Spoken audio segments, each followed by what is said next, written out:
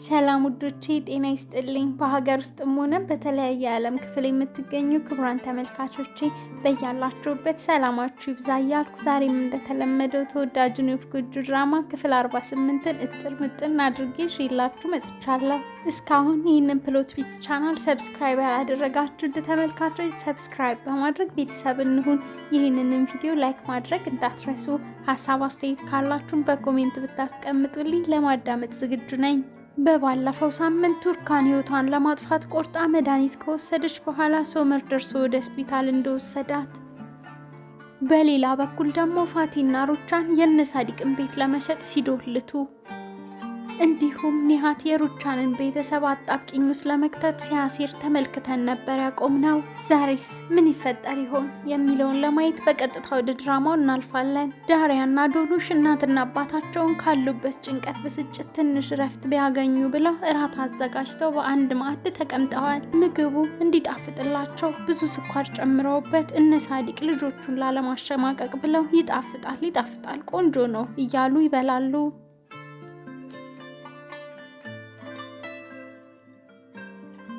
ፋቲ እነነዛት ቤት መጥቶ በራን ኳኳ። ሂክመት ከፍቶ አንተ ማፈሪያ ምን ፊት አለኝ ብለህን የመጣኸው አለው። ነዛትም እኔ ይህን ሰው አላውቀው በሩን ዝጋው ብላው ሊዘጋው ሲል ፋቲ ቆይ እያለ በሩን በእግሩ ያዘው። ነዛትንም ልጄን እኔን ሳታስፈቅዱ የራሳችሁን ስም ሰጥታችሁ አሳድጋችኋታል። ለዚህ ምን እንደሆነ ቅጣቱ ታውቃላችሁ? ከ12 ዓመት ጽኑ እስራት ጀምሮ ልብ አድርጉ ጀምሮ ነው ያልኳችሁ። ከዛም ያልፋል ማለት ነው። የወንድሜ ሚስት ተባባሪ የነበረው ዶክተር እናንተንም ጨምሮ ወደ ወህኒ ቤት ትወርዳላችሁ እያለ አስፈራራቸው። ነስሪን በሩን ስትከፍት ሶመር አበባ ይዞ ከቱርካን ጋር ቆሟል። አበባውን ለነስሪን ሰጥታ ወደ ውስጥ ሲገቡ እህቶቿ በደስታ ተቀበሏት።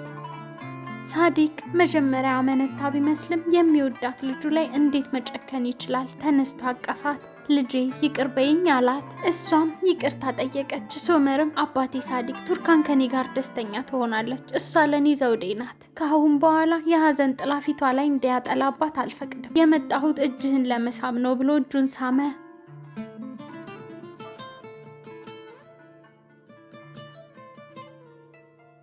ሁሉም በጣም ደስተኛ ነበሩ። በጠረጴዛ ዙሪያ ተቀምጠው እነ ዶኑሽ የሰሩትን ስኳር የበዛበት ምግብ ቀመሱ።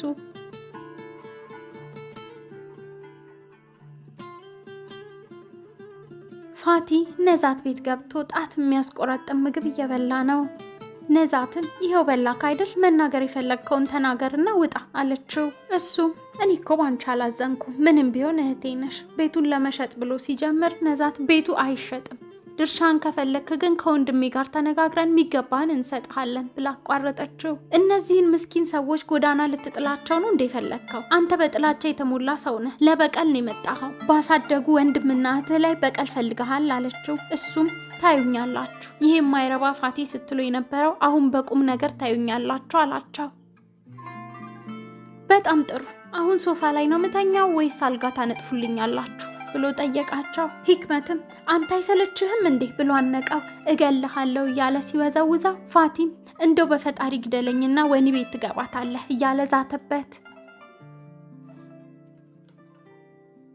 ከለቀቀው በኋላ ፋቲ ከኔ ጋር አትሳፈጡ አለበለዛ ደስታችሁን ነው የምነጥቀው ብሎ ዝቶ ወደ ላይ ወጣ።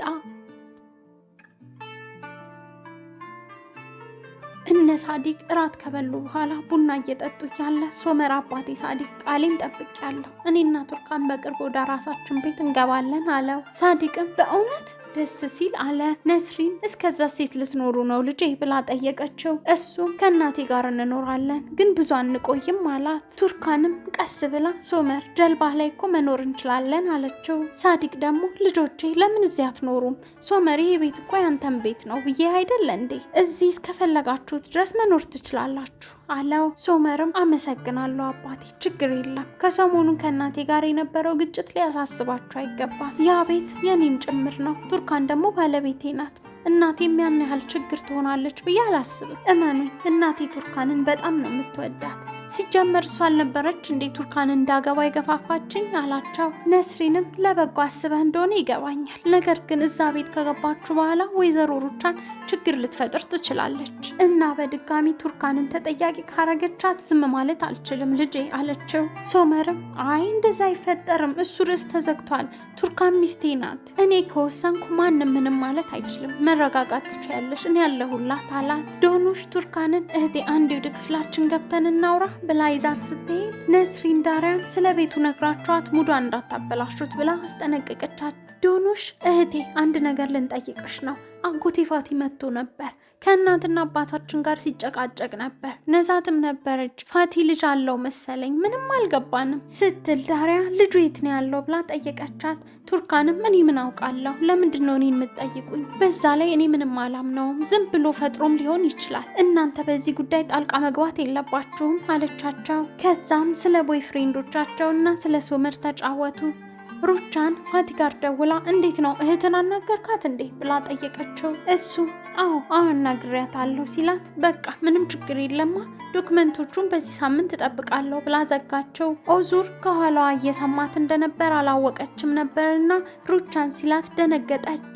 እሱም ስለምን ዶክመንት ነው የምታወሪው ብሎ ሲጠይቃት ለልጅ ልጅ ኢንቨስትመንት እያደረኩለት ነው፣ ከተወለደም በኋላ ከእናቱ ጋር የሚኖርበትን ቤት እየገዛሁኝ ነው አለችው። ኦዙርም ቆይ እየቀለድሽ መሆን አለበት ሲላት እሷ ግን አረ እኔ ምሬን ነው ብላ እየሳቀች ሄደች።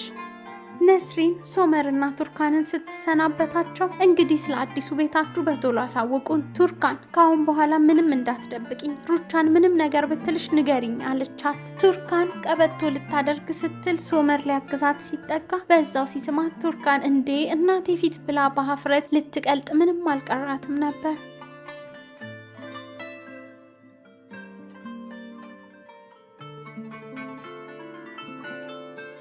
መንገድ ላይ ሆኖ ሶመር ቱርካንን መጀመሪያ ቤቱን ገዝቼ እቃ እስካስገባበት ድረስ ለእናቴ ምንም አንንገራት እሺ አላት። እሷም እሺ ሶመር አንተ እንደፈለግ አለችው። ሶመር ቱርካንን ይዞ ወደ ቤታቸው መጥተዋል። ሩቻን ቱርካንን ስታያት አይኖቿን ማመን አቃታት። ከተቀመጠችበት ብድግ ብላ ወደ እነሱ ተምዘገዘገች። ኦዙርም መጣ።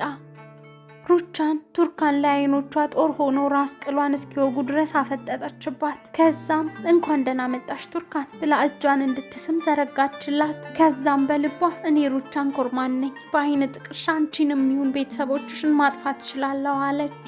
ቱርካንም የሩቻንን እጅ ይዛ ሳመች። ሩቻንም እኔ ትንሽ ላርፍ ነው፣ የፈለጋችሁትን አድርጉ ብላቸው ሄደች። ኦዙር በደስታ እንኳን ወደ ቤትሽ መጣሽ ልጄ ብሎ አቀፋት።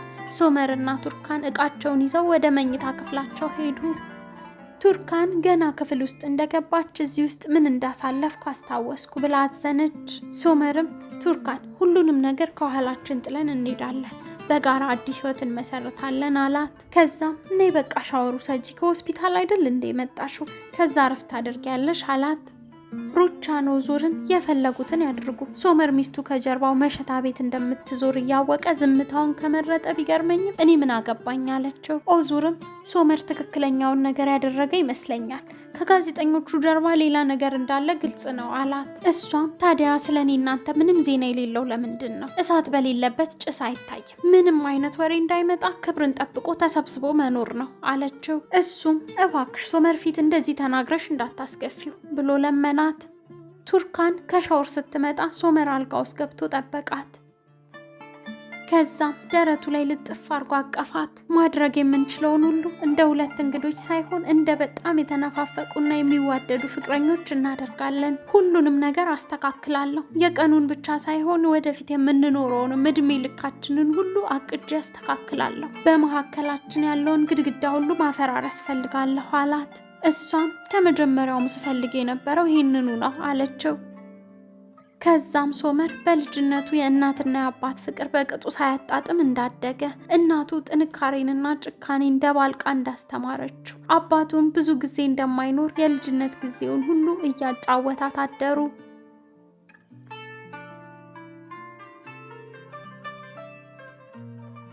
ሲነጋም ተቃቅፈው ነበር።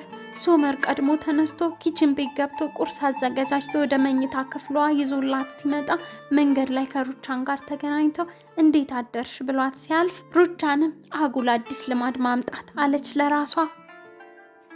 ሶመር ቁርስ ቱርካን የተኛችበት ድረስ ይዞላት መጥቷል።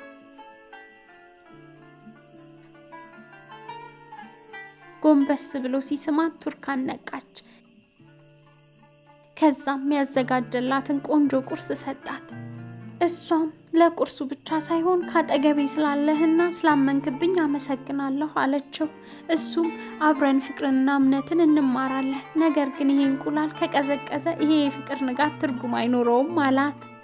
እነ ሶመር የጣፈጠ ቁርሳቸውን ሲበሉ ሩቻን በምግብ የተትረፈረፈ ነገር ግን ፍቅር የራቀው ጠረጴዛ እያየች ብቻዋን ቁጭ ብላለች።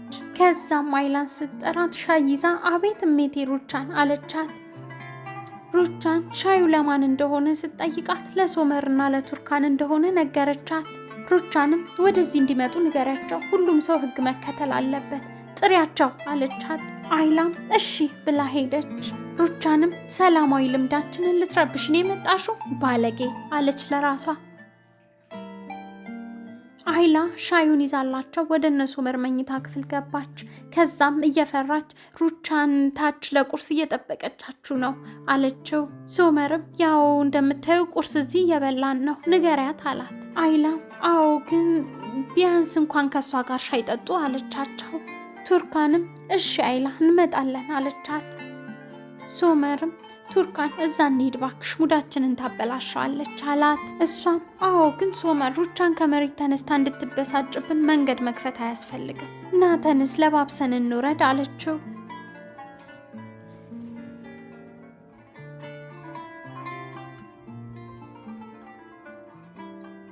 የሩቻን ለጊዜው ሰላማዊ መምሰል ቱርካን ላይ ምን አይነት ጣጣ ያመጣባት ይሆን? ፋቲም በሩቻን አይዞህ ባይነት በቀላሉ ማይነቀልሾ ነዛት ላይ ለመትከል ያሰበ ይመስላል። የሚሳካለት ይመስላችኋል? አጥብቆ ጠያቂ የእናቱን ሞት ይረዳል እንዲሉ የዶኑሽ ጥያቄ ማብዛት የት ያደርሳት ይሆን? ውዶቼ በዚህም የዛሬው ድራማ ይጠናቀቃል። ቪዲዮን ላይክ ማድረግና ቻናሉን ሰብስክራይብ ማድረግ እንዳትረሱ። በተጨማሪም ያላችሁን ማንኛውንም ሀሳብ አስተያየት በኮሜንት አሳውቁኝ። በሚቀጥለው ክፍል እስክንገናኝ ቸርን ሰንብት።